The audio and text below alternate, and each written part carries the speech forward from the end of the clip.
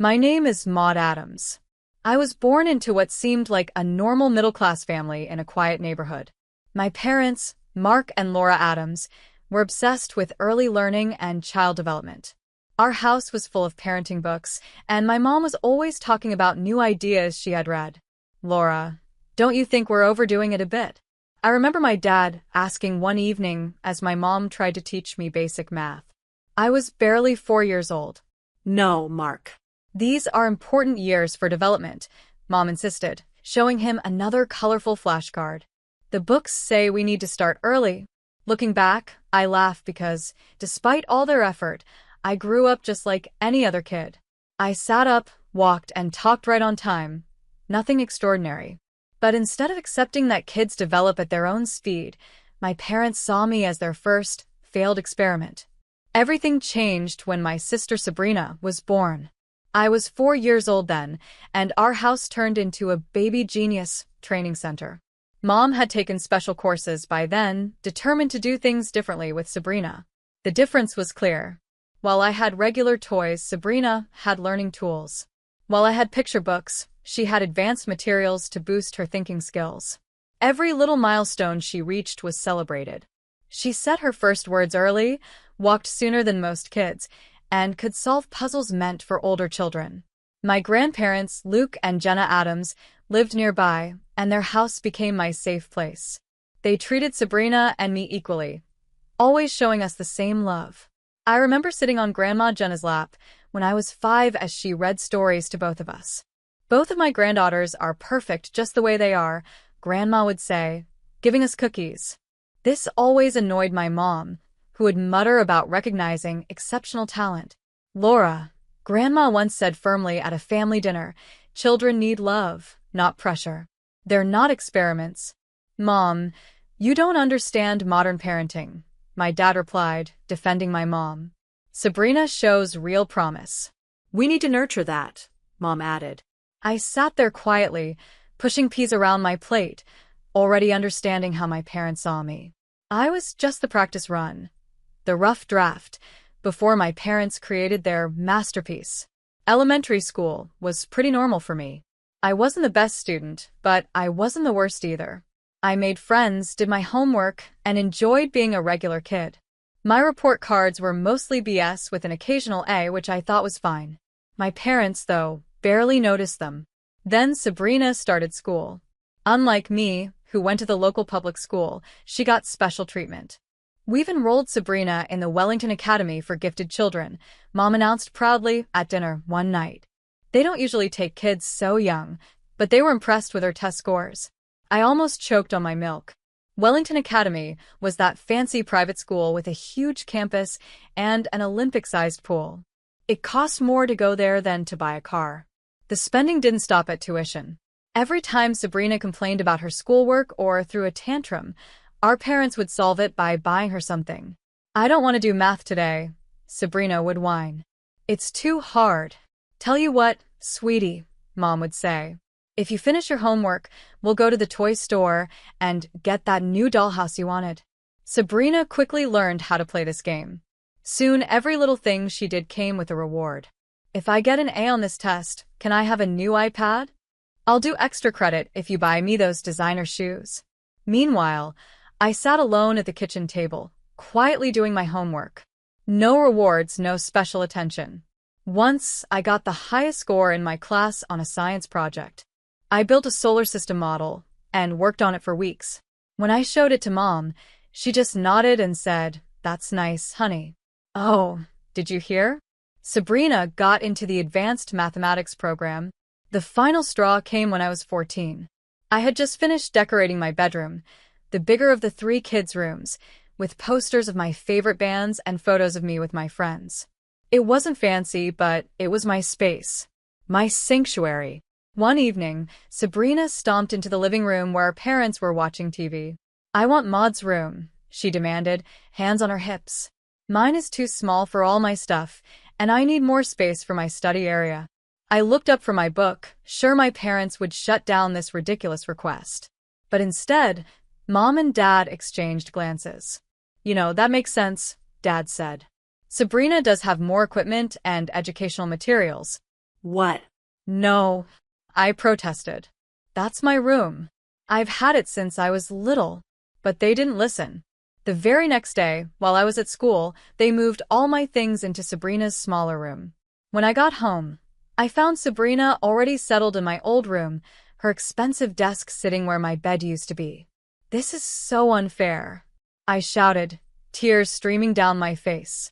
Life isn't fair, Maud, Mom said, brushing me off. Your sister needs the space, more than you do. Don't be selfish. I slammed the door to my new, smaller room and threw myself onto the bed, which barely fit in the tiny space. That night, staring at the unfamiliar ceiling, I realized something. In this house, I would always come second. When high school graduation was coming up, I spent months researching colleges, writing applications, and dreaming about my future. My grades were decent, and I had good extracurriculars. I wasn't aiming for Harvard or Yale, but I had my heart set on solid state universities with strong business programs. Then came that family dinner. Grandma and Grandpa were over for Mom's Thursday roast, and we were all sitting around the table. Sabrina was bragging about her latest academic achievement, and Mom and Dad were glowing with pride. So, Maud, Grandma Eleanor said with a warm smile, tell us about your college plans. Where are you thinking of applying? I sat up straighter, excited to finally talk about my future. Well, I've been looking at State University's business program. They have. Oh, about that, Mom interrupted, putting down her fork with a loud clink. Your father and I need to talk to you about college. She paused dramatically. We won't be able to help with your tuition. We need to save all our resources for Sabrina's education. She has a real chance at getting into the Ivy League, and that's going to be expensive. I stared at her in shock. You can't be serious. Grandpa Luke said, his fork dropping onto his plate. What about Maud's future? Mom sighed like she was explaining something simple to a child. Look, she began. We have to be realistic here, Mom said, her tone cold. Sabrina is gifted. She has real potential. Maud is, well, Maud is ordinary. She can get a job right out of high school, or maybe take some community college classes, if she saves up. How dare you? Grandma's voice trembled with anger. How can you dismiss your own daughter like this? Oh, please, Dad said sharply, his face tightening. Let's not pretend. Maud's never shown any exceptional abilities. Higher education would be wasted on her. We're just being practical. I couldn't take it anymore. It felt like the walls were closing in on me. I pushed my chair back and ran from the table, tears streaming down my face. Behind me, I could still hear the argument, my parents' so-called logic clashing with my grandparents' outrage. About 20 minutes later, there was a soft knock on my door. Maud, sweetheart, can I come in? It was Grandma Eleanor. I didn't answer, but she came in anyway. She sat on the edge of my bed and gently rubbed circles on my back, just like she used to when I was little. Your grandfather and I have made a decision, she said softly. We're going to pay for your college education. All of it. I turned to her, wiping my eyes. What? But that's too much money. Nonsense, she said with a kind smile, brushing the hair from my tear-streaked face. You deserve an education just as much as anyone else. More, actually, because you've worked hard for it without any support. For the first time that evening, I smiled. In that moment, something changed inside me. I realized I didn't need my parents' approval anymore. I had people who believed in me, and for the first time, I was starting to believe in myself. College life was a fresh start. Away from my parents' constant comparisons and criticism, I thrived. The business program felt like the perfect fit. My professors praised my analytical thinking, and I discovered a talent for understanding market trends and investment strategies. Every weekend, I called Grandma and Grandpa to share updates about school. I hadn't spoken to my parents since leaving for college, and they hadn't reached out either. Honestly, that made things easier. The only news I heard about them came from my grandparents. One evening, during one of our calls, Grandma sounded worried. You won't believe what's happening with Sabrina, she said, her voice heavy. You know she got into graduate by Hilton Princeton, and your parents wouldn't stop bragging about it. But once she got there, away from your parents constantly hovering, She completely stopped caring about school. I listened as Grandma told me about Sabrina's dramatic fall from grace. My perfect sister had discovered parties, boys, and the freedom to do whatever she wanted. Her carefully crafted image as the family genius fell apart in just a few weeks. "Your mother called me in tears yesterday," Grandma said. "The dean's office sent them a warning letter. Sabrina is barely going to class, and when she does, she's either late or hungover." "What are Mom and Dad doing about it?" I asked. "Oh, they're desperate," Grandma replied. "They've tried everything, threatening to cut her allowance, promising her a new car if she improves her grades, even flying out to graduate by Hilton Princeton to talk to her. But Sabrina just laughs it off." The irony wasn't lost on me. After years of giving Sabrina everything she wanted, my parents had created someone who didn't know how to handle responsibility. A month later, Grandma called with an update. "Well, it finally happened," she said. "Sabrina got kicked out of graduate by Hilton Princeton. She failed almost all her classes and had too many disciplinary issues to count." I could hardly believe it. The golden child, the genius, the one who was supposed to bring glory to the family name, was kicked out of college after just 1 year. "She's moved back home," Grandma added. "Your parents are in shock. They keep saying there must be some mistake, that the university didn't understand Sabrina's special needs as a gifted student." Over the next few months, during my regular calls with my grandparents, I learned that Sabrina had settled into a routine of doing nothing. She slept until noon, went out with a different guy every night, and treated our parents' house like a hotel.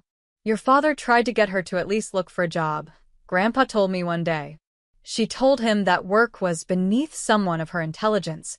I felt a mix of emotions, vindicated and pleased, but also relieved that I had escaped their suffocating expectations and found my own path.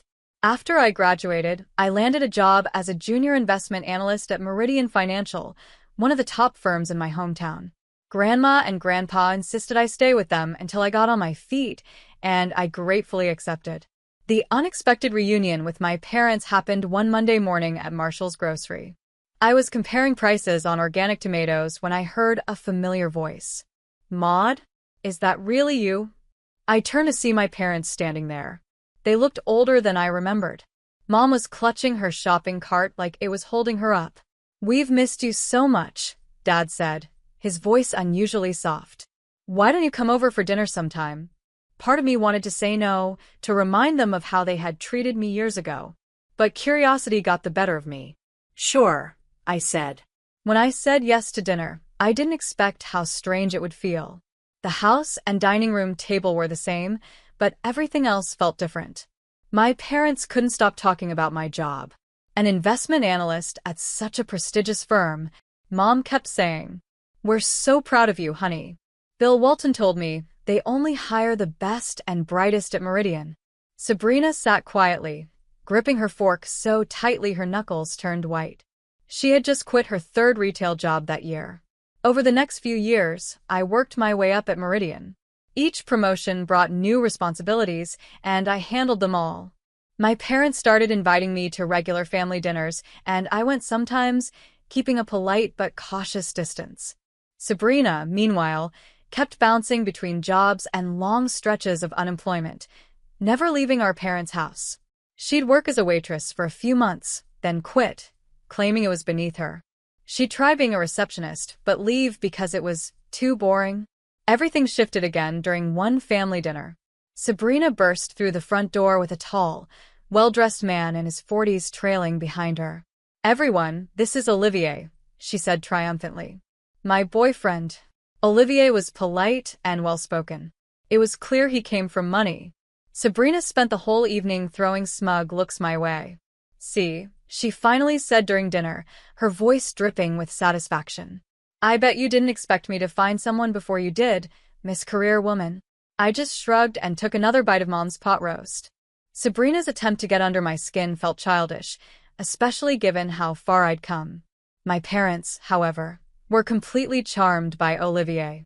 They hung on his every word about his family's real estate empire and his fancy education.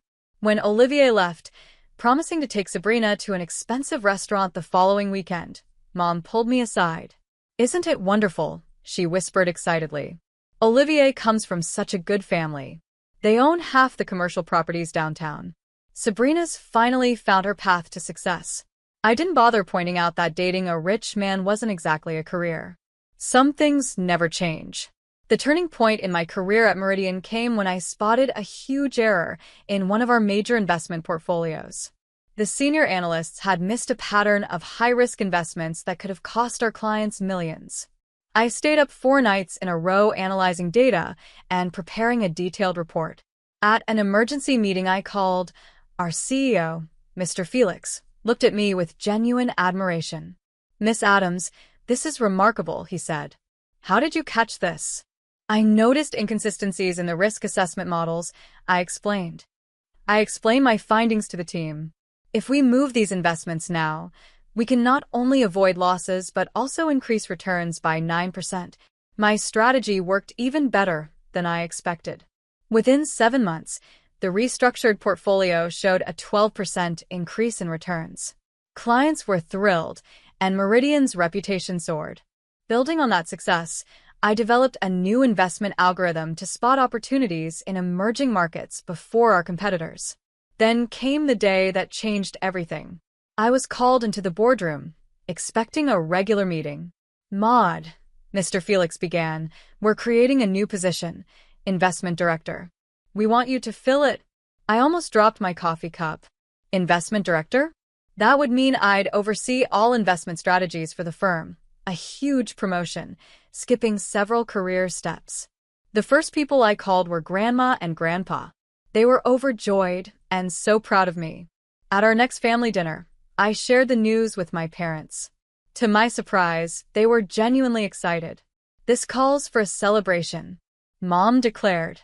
"I was thinking of reserving a private room at La Foresteria," I said, mentioning an upscale downtown restaurant. "I could invite the whole family." "Oh, no," Mom interrupted, waving her hand. "You should have it here. Your father and I will help organize everything. It will be more personal, more special. I'll invite all the relatives and get catering from that wonderful place on Oak Street." Her excitement was contagious, and I agreed. Over the next week, I transferred money to her account for party expenses, and she kept me updated with phone calls. The evening started perfectly. I arrived at my parents' house in my favorite black cocktail dress, wearing a pearl necklace Grandma and Grandpa had given me for graduation. The house looked beautiful, fresh flowers everywhere, elegant table settings, and the smell of gourmet food filled the air. Family members were already mingling when I walked in. My grandparents hugged me warmly, Aunt Chelsea kissed my cheek, and Uncle Lucas patted my shoulder. Sabrina was in the living room, wearing a stunning blue designer dress, with Olivier by her side in a sharp suit. Once everyone had arrived, we gathered around the large dining table. I stood up with a champagne glass in hand, ready to make my announcement. "I'd like to thank everyone for coming tonight," I began. "Oh, sweetie, let me..." Mom jumped in, cutting me off mid-sentence. Her voice was full of excitement, but not for the reason I expected. I muttered as Mom stood up, beaming at the family. "We've gathered here today," she announced proudly, "to celebrate a wonderful occasion. Our beautiful Sabrina and her amazing Olivier are engaged to be married." The room erupted with gasps and cheers. Sabrina pretended to blush while holding up a massive diamond ring I hadn't noticed before. Olivier stood beside her, smiling like the perfect fiancé. I sank back into my chair, my champagne glass nearly slipping from my numb fingers. This couldn't be real. The party I had paid for, my promotion celebration, had been taken over as Sabrina's engagement announcement. Looking around the table, I saw nothing but joy on everyone's faces. Even Grandma and Grandpa were smiling and congratulating the couple. That's when it hit me. No one knew this was supposed to be my celebration. My parents had invited them to an engagement party, not a promotion party. Anger boiled inside me. I stood up abruptly, my chair scraping against the floor. But before I could speak, I felt my father's hand grip my wrist. His smile stayed fixed for the guests, but his whispered words were icy. "Don't you dare make a scene," he hissed. "If you ruin this for your sister, we'll cut you off completely." No inheritance, no family, nothing. Sit down and smile. I yanked my hand free. No, I said, my voice sharp and clear, cutting through the chatter. Everyone needs to know the truth. The room fell silent. Sabrina's smug smile froze. This party, I continued, my voice steady now, was supposed to celebrate my promotion to investment director at Meridian Financial. I paid for everything, the food, the decorations, all of it. My parents took my money and turned it into an engagement party for Sabrina without telling me. Gasps and murmurs rippled through the room. Aunt Chelsea's hand flew to her mouth. That's not true. Mom stammered, her face flushed. Maud, stop this nonsense right now. Show them the invitation, Aunt Chelsea, I said firmly. What does it say? Aunt Chelsea fumbled through her purse and pulled out the cream-colored card. She hesitated, then read aloud.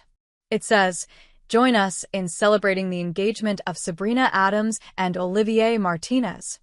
Olivier stood up, his face darkening. You told me this was a family dinner where you'd announce our engagement, he said, his voice cold. You never mentioned stealing your sister's celebration. Charlie, baby, let me explain. Sabrina pleaded, but he cut her off. No, he said firmly. I've seen enough. I won't be part of a family that treats people like this. This engagement is off. He turned to me. Maud, I'm sorry. I had no idea. Then he walked out. Sabrina's face twisted with rage. Look what you've done, she screamed at me. You've ruined everything. You're just jealous because I found someone, and you're still alone. Jealous? Sabrina sneered. I laughed, shaking my head. Jealous? I'm the investment director of a major financial firm. I don't need to steal someone else's party or marry a rich man to feel successful. That's enough. Dad shouted, standing up. You've gone too far, Maud. You're no longer part of this family. Consider yourself disinherited. Fine by me, I shot back, but before I could say more, Grandpa's voice cut through the tension. Actually, Mark, he said, rising to his feet with Grandma by his side, your inheritance won't matter much. Eleanor and I have already changed our will. Everything we have is going to Maud. What? Mom gasped, her face pale. She's the only one in this family with any integrity, Grandma said firmly. We've watched for years as you favored Sabrina and treated Maud unfairly. No more. The room erupted into chaos. Relatives began leaving in a hurry, clearly embarrassed. Sabrina ran upstairs in tears, and my parents stood frozen, unable to respond. I picked up my purse and walked to the door, my head held high. Goodbye, I said without looking back. Don't contact me again. That was 4 years ago. I haven't spoken to my parents or Sabrina since that night.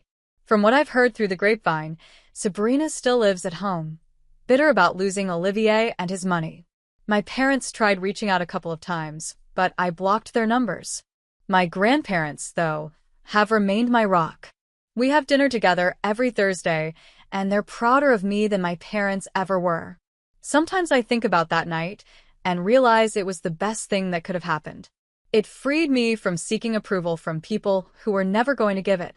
Last week, I was named the youngest CEO in Meridian Financial's history. When I told my grandparents, Grandma cried happy tears, and Grandpa opened a bottle of champagne he'd been saving for a special occasion. To authenticity, he toasted, and to finding your own path. I raised my glass and smiled. I was finally exactly where I was meant to be.